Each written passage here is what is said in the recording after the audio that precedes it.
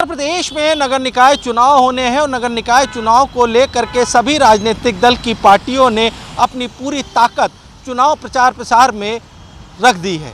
हालांकि जहां एक तरफ मुख्यमंत्री योगी आदित्यनाथ लगातार चुनाव प्रचार प्रसार करते दिखाई दे रहे हैं, जनसभाएं करते दिखाई दे रहे हैं, तो वहीं समाजवादी पार्टी के राष्ट्रीय अध्यक्ष अखिलेश यादव भी लगातार चुनाव प्रचार प्रसार करते दिखाई दे रहे हैं।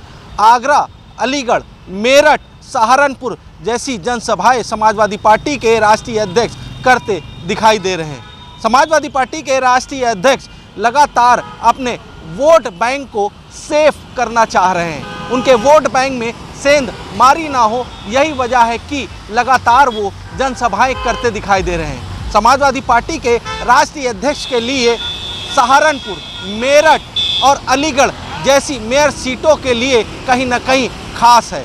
हालांकि अब देखना ये होगा कि इस दूसरे चरण के चुनाव में किस तरीके से समाजवादी पार्टी अपने वोट बैंक को बचा पाती है। लखनऊ से आशीष कुमार वर्मा, प्राइम न्यूज़। उमेश पाल हत्याकांड में शूटर 5 लाख का इनामी बमबाज गुड्डू मुस्लिम लगातार पुलिस को चुनौती देता हुआ नजर आ रहा है। गुड्डू मुस्लिम बमबाज पुलिस को हर तरफ चकमा देता हुआ नजर आ रहा है। वहीं अब सूत्रों से खबर चल रही है कि गुड्डू मुस्लिम कौशाम्बी में अतीक अहमद के एक करीबी के घर ठहरा हुआ था। अब यूपीएसटी यूपी पुलिस कौशाम्बी में अतीक अहमद के करीबी को गिरफ्तार करने में लगी है और उसकी जांच पड़ताल लगातार जारी है। अब देखना यह होगा कि आखिरकार गुड्डू मुस्लिम जिसके घर में ठहरा हुआ था वह व्यक्ति अतीक अहमद का करीबी कौन है। उसको हिरासत में लेने के बाद किस तरीके से बमबाज गुड्डू मुस्लिम को गिरफ्तार करती है। जहाँ यूपीएसटी को लगातार उसकी सूचनाएं मिल रही हैं, कहीं पंजाब तो कहीं कर्नाटक तो कहीं उड़ीसा के कहीं अन्य जगह पर उसका लोकेशन ट्रैक हो रहा है। तो यह साफ तौर से देखा जा रहा है कि गुड्डू मुस्लिम पुलिस को चुनौती देता हुआ नजर आ रहा है। हालांकि ये कहना गलत नहीं होगा कि पुलिस के लिए वह लगातार चुनौती बन रहा है और चकमा दे रहा है। जहां उसकी लोकेशन प्रयागराज और कौशाम्बी में मिलती हुई नज़र आ रही है, तो उसकी कहीं लोकेशन अन्य राज्यों में भी दिखाई दे रही है। ऐसे में गुड्डू मुस्लिम अपने मोबाइल के माध्यम से या तो पुलिस को चकमा दे रहा है या तो कहीं अपने करीबियों के माध्यम से वो इसी जिले प्रयागराज या कौशाम्बी में ठहरा हुआ है, जिसको लेकर बीते दिनों कुछ दिन पहले यूपीएसटी ड्रोन कैमरे से कौशाम्बी के कसारी मसारी में और कछार एरिया में ड्रोन से भी निगरानी रख रही थी और जो भी खंडहर थे वहां पर तलाश जारी की थी, लेकिन किसी भी तरीके से पुलिस उसकी परछाई तक भी नहीं पहुंच पा रही है और गुड्डू मुस्लिम की हर तरफ उसकी अलग लोकेशन देखने को मिल रही है। अब देखना यह होगा कि आखिरकार यूपीएसटी अब कितनी जल्द बमबाज गुड्डू मुस्लिम जो उमेश पाल हत्याकांड में नामजद आरोपी और 5 लाख का इनामी है, कितनी जल्द गिरफ्तारी करती है। वीडियो जर्नलिस्ट मोहम्मद नसीम के साथ Sanjay Khan, prime news, Prayagraj.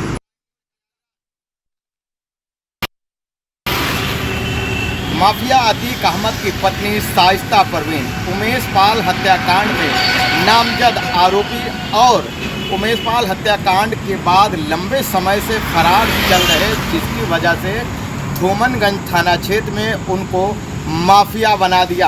Mafia घोषित होने के बाद यह शाइस्ता परवीन पुलिस के लिए और बड़ी चुनौती बनती हुई नज़र आ रही हैं। सबसे बड़ी बात आपको बता दें कि अतीक अहमद के हत्या के बाद जिस दिन अतीक और अशरफ को सुपुर्दे खाक किया जा रहा था, उस दौरान माफिया अतीक अहमद की पत्नी शाइस्ता परवीन कब्रिस्तान में अंतिम दीदार के लिए चेहरे बदल कर जाने के फिराक में थी, लेकिन पुलिस के मुस्तैदी के चलते शाइस्ता परवीन वहां पे नहीं जा पाई। यह बात सामने निकल के आ रही है कि शाइस्ता परवीन माफिया घोषित होने के बाद एक शूटर साबिर को साथ लेके चल रही है और वहीं शूटर साबिर के साथ अतीक अहमद के करीबी रहे वहां पर आतिम जफर के घर पे 2 दिन के लिए ठहरी थी, जिसके बाद मुखबिर खास की सूचना पर आतिम जफर को हिरासत में लिया तो वहां से शाइस्ता परवीन फरार हो गई। देखा यह जा रहा है कि पुलिस जिस तरीके से शाइस्ता परवीन की गिरफ्तारी के लिए दबिश दे रही है। लगातार पुलिस के लिए यह चुनौती बनती हुई नजर आ रही है। अब माफिया घोषित होने के बाद और शूटर साथ में लेकर चल रही है, तो अब एसटीएफ की टीम और यूपी पुलिस किस तरीके से शाइस्ता परवीन को गिरफ्तारी करती है और कितनी जल्द उन्हें हिरासत में लेकर सलाखों के पीछे डालेगी, क्योंकि उस वक्त शाइस्ता परवीन की एक सुगबुगाहट थी कि वो सरेंडर अर्जी दाखिल कर रही थी और कोर्ट में सरेंडर करने की बात कर रही थी।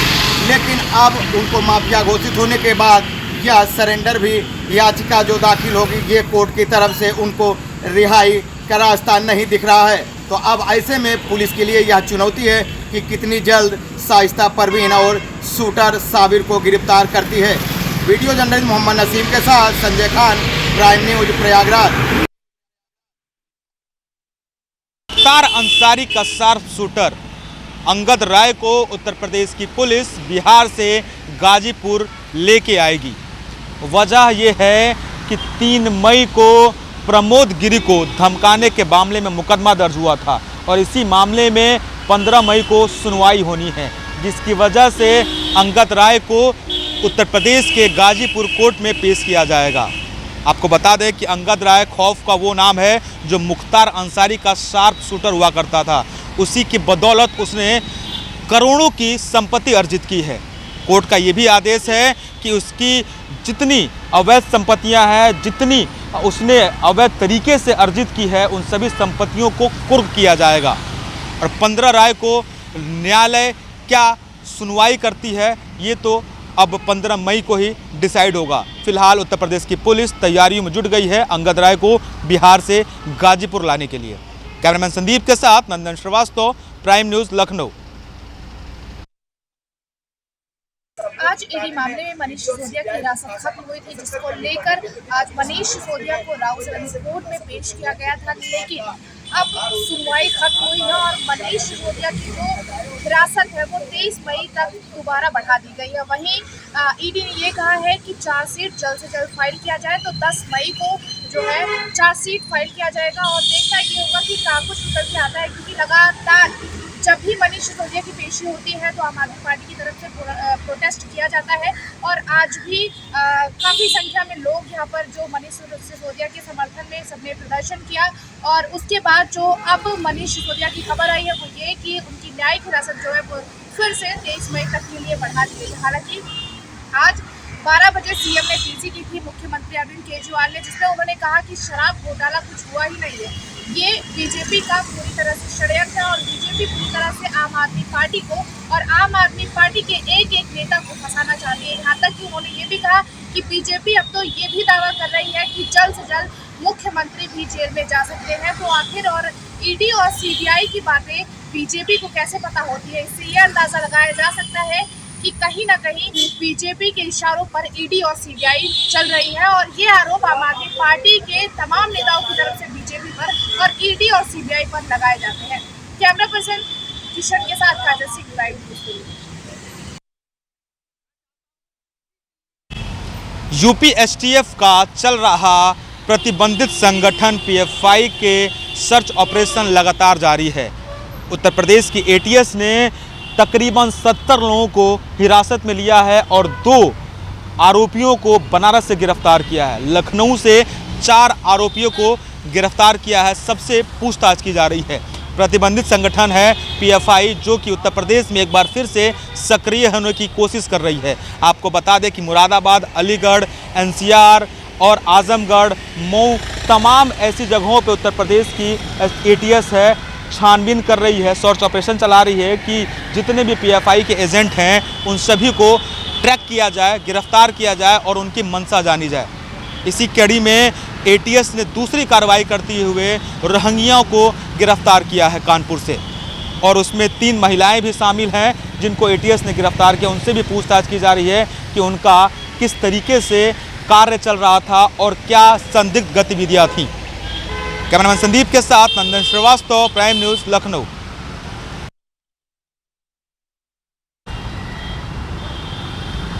सीवर की साफ सफाई करने वाले संविदा कर्मचारियों के परिजनों को अब 10 लाख रुपए का मुआवजा दिया जाएगा। संविदा कर्मचारी की अगर सीवर की साफ सफाई करते अगर मौत होती है तो उनके परिजनों को 10 लाख का मुआवजा दिया जाएगा। हालांकि एक आदेश पारित किया गया है। इस आदेश में साफ तौर से उन निजी कंपनियों को निर्देश दिए गए हैं जो निजी कंपनियां संविदा कर्मचारी रखती हैं, जो सरकारी कामकाज कराते हैं, यानी कि जिस तरीके से नगर निगम की सीवर की साफ सफाई कराने वाले संविदा कर्मचारियों के लिए अब निजी कंपनियां 10 लाख रुपए का बीमा कराएंगी। अगर संविदा कर्मचारी की सीवर में साफ सफाई के दौरान मौत होती है तो वो पैसा उनके परिजनों को दिया जाएगा।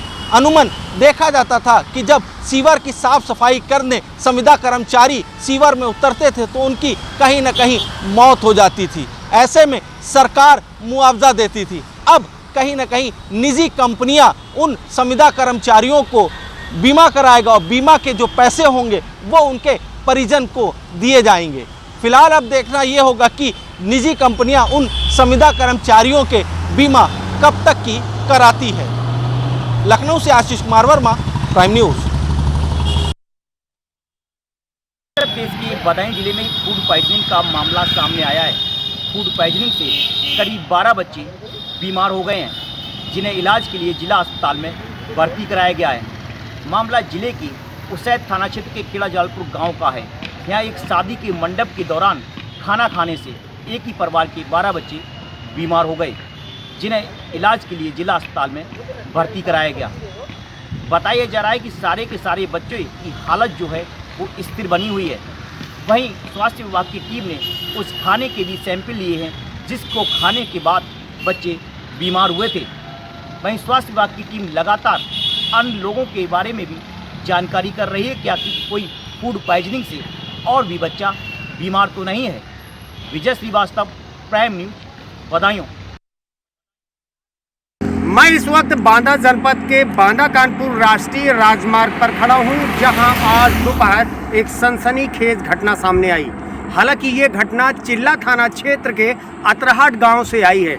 अतरहाट गांव के एक खेत पर बने ट्यूबवेल में युवक ने खुदकुशी की है। मैं कैमरा पर्सन के माध्यम से दिखाऊंगा कि ये खेत है और इसी खेत के आगे आप देखेंगे तस्वीरों में साफ दिख रहा है कि ये ट्यूबवेल है और इसी ट्यूबवेल में युवक ने खाना खाने के बाद अपनी पत्नी से फोन पर वार्तालाप कर रहा था और वार्तालाप के दौरान वो इतना नाराज हो गया कि उसने अवैध तमंचे से कनपटी में रख करके गोली मार ली, जिससे उसकी मौके पर ही मौत हो गई है।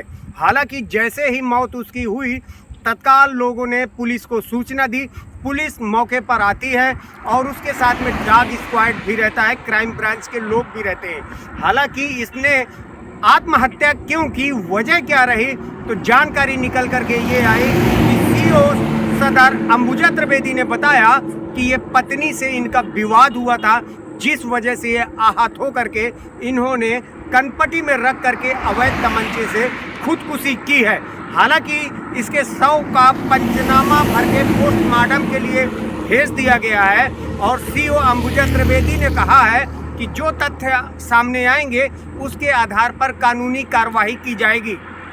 जिस युवक की मौत हुई है उस युवक का नाम अवधेश सिंह पुत्र केदार सिंह बताया जा रहा है। कैमरा पर्सन जितेंद्र द्विवेदी के साथ अरविंद सिंह गौतम, प्राइम न्यूज़, बांदा। संभल में हजारों फर्जी झोलाछाप अस्पताल संचालित किए जा रहे हैं और लगातार जो फर्जी झोलाछाप अस्पताल हैं उनमें मरीजों की मौत हो रही है। तो कहीं ना कहीं आरोप लगे हैं कि स्वास्थ्य विभाग की सांठगांठ से तमाम हजारों जो अस्पताल फर्जी अस्पताल हैं संभल में संचालित किए जा रहे हैं। वहीं हम आपको बता दें, संभल के पमासा में एक फर्जी अस्पताल में, झोलाछाप अस्पताल में एक महिला ने एक डिलीवरी की और डिलीवरी के दौरान महिला की हालत बिगड़ी, प्रसूता की, तो उसके बाद अस्पताल से उसे बाहर निकाल दिया। तो उसके बाद अस्पताल परिसर में जो परिजन हैं उन्होंने हंगामा काटा है। और दरअसल आपको बता दें, जिलाधिकारी मनीष बंसल शासन के अनुरूप काम कर रहे हैं, जिला प्रशासन शासन के अनुरूप चला है। और वहीं जिलाधिकारी मनीष बंसल ने बीते दिनों स्वास्थ्य विभाग की 3 टीमें गठित कर दी, जिसमें सीओ और स्वास्थ्य विभाग के अधिकारी और तहसीलदार आदि लोग इसमें पहुँचकर पुलिस सहित 3 टीमें गठित की और हर तहसील में, तीनों तहसील में टीम गठित कर छापेमारी शुरू कर दी है और लगातार फिर भी स्वास्थ्य विभाग की कहीं ना कहीं साठगांठ से तमाम फर्जी अस्पताल संचालित किए जा रहे हैं, लगातार कार्रवाई भी की जा रही है। लेकिन जो झोला छाप अस्पताल जो है उनका दुस्साहस ये देखिए कि कुछ ही दिन पहले अस्पताल में ताला लगता है तो कुछ ही दिन बाद जो है अस्पताल खुल जाता है। लगातार जो अस्पताल संभल में ऐसे संचालित हैं इनमें 2 या 3 मौत हो चुकी हैं, उसके बाद भी अस्पताल संचालित किए गए हैं। उसके बाद जिलाधिकारी मनीष बंसल ने उन पर गैंगस्टर की कार्रवाई करने के निर्देश दिए हैं। तो लगातार झोला छाप अस्पताल जिस तरह संचालित किए जा रहे हैं तो स्वास्थ्य विभाग की कहीं ना कहीं साठगांठ से जो अस्पताल संचालित किए जा रहे हैं तो उनकी लापरवाही मानी जा रही है। और वहीं एक पमासा फर्जी अस्पताल में झोला छाप डॉक्टर ने जिस तरह से एक महिला का ऑपरेशन किया, उसका ट्रीटमेंट किया प्रसूता का, उसके बाद उसकी हालत बिगड़ गई और हालत बिगड़ने के बाद उसे धकेल कर अस्पताल से बाहर निकाल दिया। उसके बाद अस्पताल परिसर में जो परिजन उन्होंने हंगामा काटा है और जो महिला है प्रसूता उसकी हालत बिगड़ गई है। तो उसके बाद जो है स्वास्थ्य विभाग की टीम मौके पर पहुंची है और उन्होंने मौके पर पहुंचकर उसमें तालाबंदी की है, उस पर सील ठोक दी है। उसके बाद कार्रवाई की निर्देश दिए जा रहे हैं। जबकि जिलाधिकारी मनीष बंसल ने ये कहा है कि एक बार ताला लगने के बाद और पुनः अस्पताल खोला जाता है उस पर गैंगस्टर की कार्रवाई की जाती है। लेकिन इस अस्पताल पर 2 बार पहले भी सील लगाई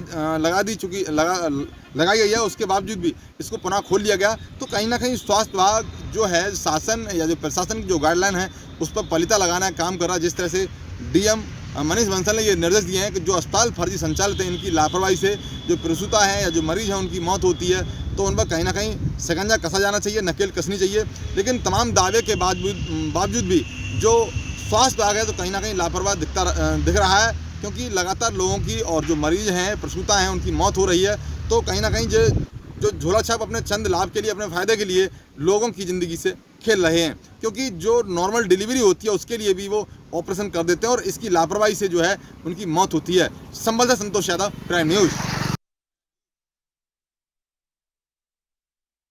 झांसी में एक कलयुगी बेटे ने अपने वृद्ध पिता की शराब के नशे में लाठी डंडों से पीट कर हत्या कर दी। ताज़ा मामला झांसी के मऊरानीपुर कोतवाली क्षेत्र के अंतर्गत आने वाले कस्बा रानीपुर के देवरी सिंहपुरा से सामने आया है, जहां एक कलयुगी बेटे ने अपने वृद्ध लगभग 60 वर्ष से ऊपर के पिता को सोते समय शराब के नशे में लाठी डंडों से पीट कर उसकी हत्या कर दी। बताया गया है कि आरोपी रामदयाल शराब का आदी था तथा आए दिन घर में शराब के नशे में गाली गलौज व मारपीट करता था, जिसका पिता द्वारा विरोध किया तो पिता को लाठी डंडों से पीटकर मौत के घाट उतार दिया। वहीं पुलिस को 112 की मदद से सूचना मिली रात्रि लगभग 1:30 बजे कि देवरी सिंहपुरा में बेटे ने पिता की हत्या की घटना को अंजाम दिया है। वहीं मौके पर पहुंची पुलिस ने सबको कब्जे में लेकर कार्रवाई शुरू कर दी है तथा आरोपी बेटे की तलाश भी शुरू कर दी है। फिलहाल इस घटना से क्षेत्र में सनसनी का माहौल बना हुआ है। कैमरा पर्सन हर्ष शर्मा के साथ रवि परहै, प्राइम न्यूज़ झांसी। संभल में लगातार जो सड़क दुर्घटनाएं हैं नहीं थम रही हैं और लगातार सड़क हादसे में लोगों की मौत हो रही हैं। दरअसल आपको बता दें ये पूरा घटनाक्रम गुन्नौर कोतवाली क्षेत्र के दिल्ली बदायूं हाईवे बवाला बगीचे के नज़दीक का है और जहां तेज़ रफ्तार ट्रक ने बाइक सवार जो है बुलेट पर बाइक सवार होकर जो युवक जा रहा था उसके लिए रौंद दिया और वहीं जो स्थानीय लोगों ने बाइक सवार को CHC गुन्नौर में भर्ती कराया। 108 एम्बुलेंस जैसे अस्पताल में लेकर पहुंची तो वहीं चिकित्सकों ने उसे मृत घोषित कर दिया और वहीं सूचना पर भी पुलिस पहुंच गई और वहीं पुलिस ने सब कब्जे में लेकर PM को भेजा है। और हालांकि उसकी जो है उसकी अभी शिनाख्त नहीं हो पाई है। और जिस तरह से लगातार यातायात पुलिस जो है लगातार लोगों को जागरूक करती है कि जो वाहन है उसे ओवर स्पीड में ना चलाएं, तेज़ गति से ना चलाएं और अधिकांश तेज़ गति की वजह से, ओवर स्पीड से या अनियंत्रित होने की वजह से सड़क हादसे होते हैं और इससे जो लोग बैठे हुए होते हैं, यात्री होते हैं, उनको खामियाजा भुगतना पड़ता है। जिससे शासन और प्रशासन की जो गाइडलाइन है लगातार ये हर वर्ष ये जो यातायात सुरक्षा मनाया जाता है और लगातार लोगों को जागरूक भी किया जाता रहा है कि वाहनों को ओवर स्पीड में ना चलाएं। और ओवर स्पीड की वजह से या शराब पीने के बाद जो अधिकांश सड़क हादसे होते हैं और सड़क हादसे जो होते हैं, जो ड्राइवर जो होते हैं उनकी लापरवाही से जो अन्य जो सवारी जो यात्री बैठे हुए होते हैं वाहन में उनकी मौत हो जाती है। तो उनकी लापरवाही से जिस तरह से यातायात पुलिस लगातार लोगों को जागरूक कर रही है तो कहीं ना कहीं जो चालक हैं उनकी लापरवाही देखी जा सकती है। लगातार उनकी लापरवाही से और ओवर स्पीड से अनियंत्रित होने की वजह से लगातार सड़क हादसे हो रहे हैं। और जिस तरह से सड़क हादसा हुआ है जो तेज रफ्तार ट्रक जो है उन्होंने जो बाइक सवार जो युवक है उसके लिए रौंद दिया और उसकी मौके पर मौत हुई है, लेकिन चिकित्सकों ने अस्पताल में पहुंचने के बाद उसे मृत घोषित कर दिया। तो कहीं ना कहीं जो ट्रक चालक था वो तो मौके से फरार हो गया, लेकिन जो बेचारा था जो बाइक सवार था उसकी मौत हो गई। तो अपने किसी निजी काम से बबराला जा रहा था और वहीं हादसे का शिकार हुआ। तो जो ओवर स्पीड जो ट्रक चालक था वो ओवर स्पीड की वजह से ये दर्दनाक हादसा हुआ और दर्दनाक हादसे के बाद परिवार में कोहराम मचा है और सूचना पर जो पुलिस पहुंची है उसने सब कब्जे में लेकर पीएम को भेजा है और युवक की शिनाख्त के लिए सोशल मीडिया के माध्यम से पुलिस जांच पड़ताल कर रही है और जो ट्रक फरार है उसकी भी खोजबीन पुलिस कर रही है। संतोष यादव, संभल से, प्राइम न्यूज़। कहते हैं काल किसी का सगा नहीं हुआ।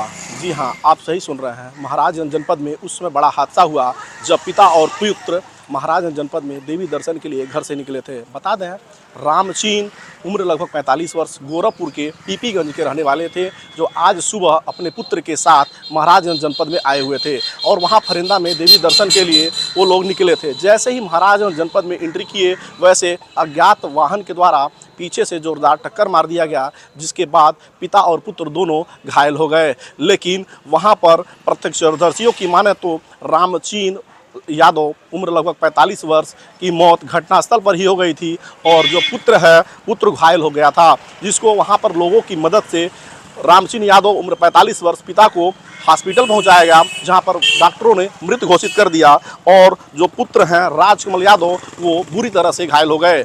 बताते चलें कि उस पूरे घटनाक्रम में वहां पर जो देखने वाले लोगों ने बताया कि जो गाड़ी अज्ञात ठोकर मार कर गई वह ठोकर मारते हुए निकल गई, उसका पता नहीं चल पाया। इस पूरे घटनाक्रम के बाद वहां पुलिसकर्मी पहुंच नहीं पाए थे। प्राइम टीवी के लिए सर्वेश प्रताप गुप्ता, महाराजगंज।